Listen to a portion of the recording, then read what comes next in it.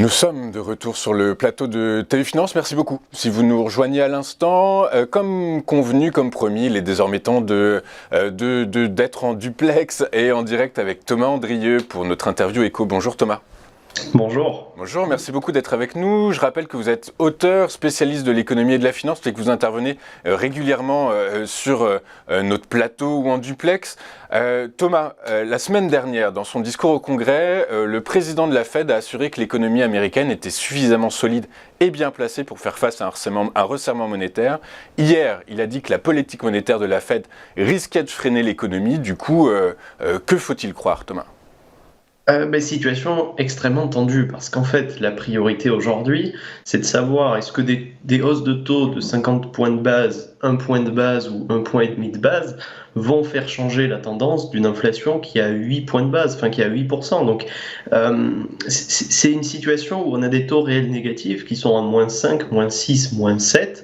C'est des choses qu'on n'a pas vues depuis des décennies et il faut le dire, c'est que ces hausses de taux relativement faibles pour l'instant, en tout cas par rapport à l'inflation, pour les banquiers centraux, ils se rendent bien compte que ça changera pas la tendance structurelle de l'inflation. Donc en fait, ils redéfinissent leurs priorités et Jérôme Powell l'a redit hier, c'est que, en tout cas il l'a annoncé, puisqu'il ne l'assumait pas tellement jusqu'ici, c'est que la priorité désormais, c'est l'inflation, quitte à faire diminuer la croissance. Il faut rappeler par exemple que dans les années 80, on avait 14% d'inflation, mais à l'époque, les taux directeurs étaient passés au-delà de l'inflation, situation de laquelle on est très loin en fait aujourd'hui.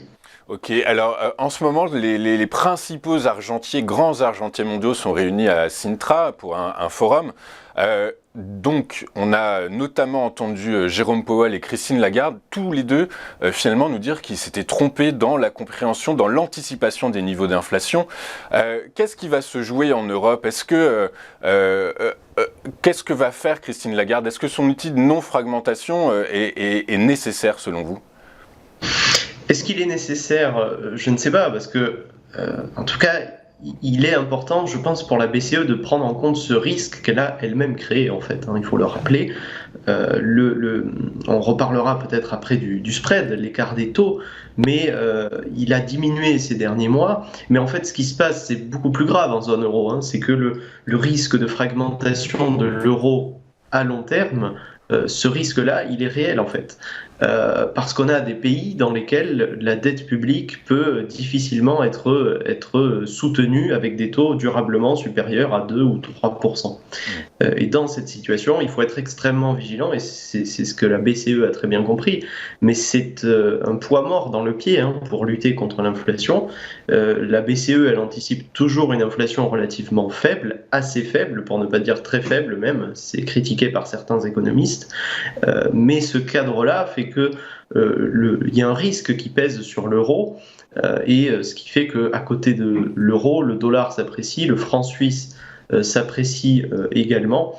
Enfin voilà, la situation est extrêmement tendue et peut le devenir si l'inflation s'accélère en zone euro. Oui, alors en zone euro, ce qu'on remarque, donc il y a les chiffres d'inflation qui sont tombés en France ce matin, en début de semaine c'était en Allemagne, en Espagne. On voit, ça y est, qu'il y a très clairement quasiment une dichotomie des niveaux d'inflation. En Allemagne, pays du Nord, l'inflation recule. Bon, elle est toujours très élevée, mais la tendance est plutôt à la baisse, alors que dans les pays du Sud, France et Espagne, l'inflation continue d'accélérer. Donc la BCE est dans une impasse en fait en réalité.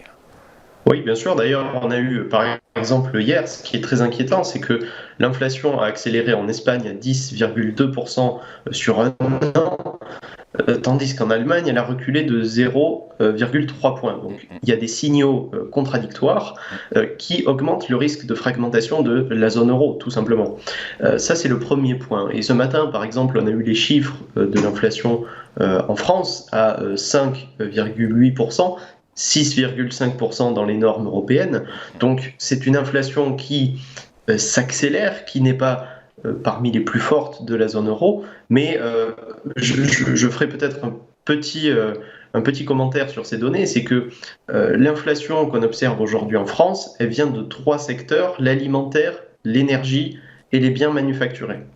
Quand on regarde les données économiques au premier trimestre 2022, il faut rappeler que la France avait une croissance de 0% au premier trimestre 2022, parce que les secteurs qui étaient en récession, entre guillemets, c'était l'énergie, l'alimentaire et les biens manufacturés. De moins Donc, en 0,2. d'autres...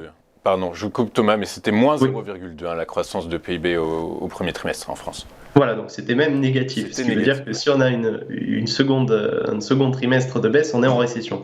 Mais ce qu'il faut retenir, c'est que les prix des produits qui montent en France sont des produits que les gens consomment moins. Donc c'est une partie de l'explication pour laquelle on a moins d'inflation.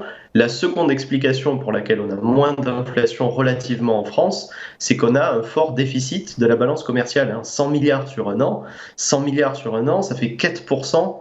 4%, c'est énorme tout de même, du PIB français. Donc c'est-à-dire qu'on a moins de demandes extérieures, moins de demandes intérieures, et donc tout ça, ça permet relativement de diminuer l'inflation en France. Je ne sais pas si on peut s'en réjouir, parce qu'en fait, ça veut dire que dès que l'inflation augmente, l'activité diminue fortement en France, parce que les Français diminuent plus faiblement leur taux d'épargne.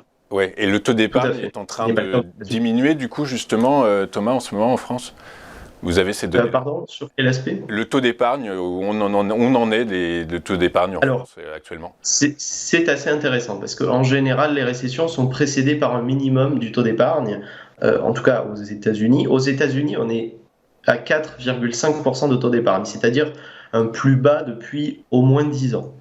Ce qui n'est pas le cas en zone euro et encore moins en France où le taux d'épargne est à peu près à 15%, 16%, donc c'est-à-dire sur les niveaux d'avant-crise. Donc ça montre quoi ? Ça montre que pour l'instant, malgré l'inflation, les Français épargnent à peu près autant qu'avant la crise. Ce qui n'est pas le cas aux États-Unis où les Américains dépensent plus qu'avant la crise. Donc ça, c'est un signal qu'aux États-Unis, la consommation peut être plus facilement affaiblie en cas de nouvelle accélération de l'inflation. En Europe, en zone euro, on a encore des stocks d'épargne, mais il faut rappeler quand même que les Européens sont beaucoup plus fébriles à dépenser fortement, et on le voit en France, c'est-à-dire que la moindre hausse des prix se traduit par un recul fort de la consommation et immédiatement un risque récessif. Donc il y a des mécanismes assez différents aux États-Unis en zone euro. En zone euro, le taux d'épargne reste un peu plus fort, mais c'est pas pour ça, pour autant que le risque de récession peut être plus limité dans l'immédiat. Plus limité en Europe, vous voulez dire donc ? Oui, bien sûr. Ouais, c'est ça. Bien sûr, même si les États-Unis ont toujours un peu d'avance en général, sur l'économie européenne. Sur l'économie européenne, Thomas, on va parler spread de taux maintenant. Déjà, dans un premier temps, est-ce que rapidement, vous pouvez nous définir ce que sont les spreads de taux ? Alors, le spread de taux, c'est assez simple. C'est un concept qui s'est beaucoup développé, notamment à partir de 2010. En fait, ça mesure l'écart entre les taux des dettes publiques européennes et en particulier l'écart entre le taux allemand à 10 ans et le taux italien à 2 ans. Cet écart, il était à peu près de 250 points de base, c'est-à-dire 2,5% de taux, il y a 2 semaines. Aujourd'hui, il est à 200 points de base. Donc ça montre qu'il y a quand même une diminution de l'écart des taux, mais il a quand même doublé sur moins d'un an. Donc il y a un risque structurel qui est présent et qui est très important. Et le fait qu'on ait des signaux contradictoires sur l'inflation en Europe qui commencent à arriver, que l'inflation s'accélère en Espagne et qu'elle diminue en Allemagne, par exemple, qu'on ait des schémas économiques complètement différents dans la même zone monétaire, c'est quelque chose de dangereux. Et au-delà de ça, c'est qu'il y a des pays comme la France dont le taux sur la dette publique moyen est de 1,5%, pourrait voir sa solvabilité gravement affectée si le taux d'intérêt reste durablement supérieur à 2%, par exemple. On parle des OAT, là, des l'OAT oui, à 10 ans. des OAT, tout à fait.